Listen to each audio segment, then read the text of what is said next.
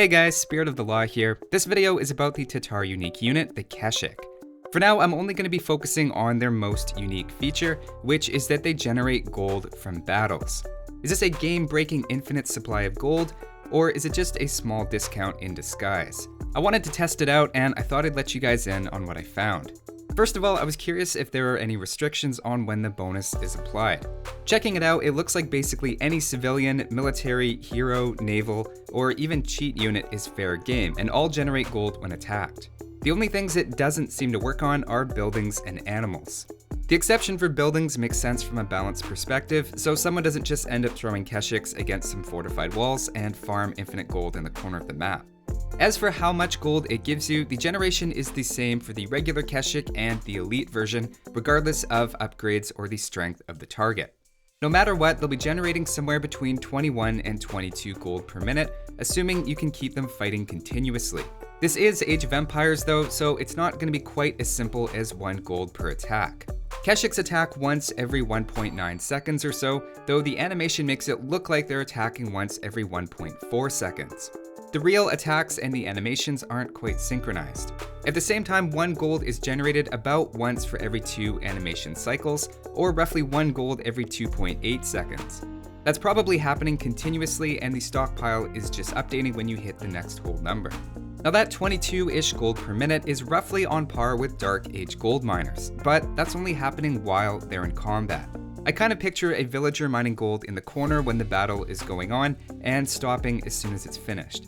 Now mathematically speaking, in order to recover their entire 80 gold cost, they would need to be in combat for 3 minutes and 40 seconds. That's not realistic, but I was curious to try a few examples and see to what degree you can expect this to offset their fairly high gold cost. With a 10 vs 10 battle against Paladins, the Keshiks lose fairly convincingly, but manage to generate about 5.5 gold each during the fight. Now Tatars don't have access to Paladins, so it's not like you'll actually have a choice between the two, but to use it as a benchmark comparison, the elite Keshik is cheaper to upgrade and 10 food cheaper per unit to make. As long as it can pay back roughly 5 gold, it's comparable in gold cost as well. That being said, it has 30 less HP and 1 less melee armor, plus it needs to be created at a castle. So at this point, it doesn't feel guaranteed that the gold generation will definitely offset its weaker stats. In a different test against an equal number of Hussars, they generated about 4.2 gold each. That might sound worse than against the Paladins, but consider how many units are left over, and you can see how they might be able to recover a chunk of their cost over time. Unfortunately, even against Hussars, in this test they gained back 42 gold combined, but lost over 2.5 units worth of HP, which has a value of 205 gold. That's only recovering about 20% of the gold value that was lost during the fight, which isn't sustainable without an outside source. Just for fun, I'll show you the results against a couple of other common units. You can see overall they tend to recover less than 5 gold each when fighting equally sized armies, obviously getting more gold from long tough battles than relatively quick ones, where they're defeated or clean up the enemy units quickly. If that doesn't make sense, just imagine those gold miners in the background for the length of the battle. But speaking of villagers, what about raiding? Theoretically, your units could do that for a long time without losing health and having unit turnover. Well, to give you an idea of what you can expect, from 20 villagers you get about 30 gold, or 1.5 each. Since the calculation is based on the time that your units are engaged, that should be pretty consistent no matter how many units in total we're talking about.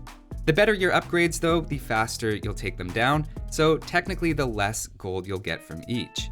Remember, you don't get any gold for raising buildings though, but that's as deep as I'll dive in for now. It seems like a hard thing to balance, and I imagine the gold rate is going to be tweaked a bit like the Fedoria was, and the devs will probably have to wait and see how the current gold rate works in practice and tweak it from there. Considering how high its gold cost is and how rarely you can actually expect one to pay for itself, I can't imagine a situation at this point where it would be a renewable source of gold in a practical sense. But I like the novel idea of having your economy directly benefit from fighting other units. There are certainly some creative ideas in Definitive Edition. That's all for this one though. Thanks for watching guys, and I'll see you next time.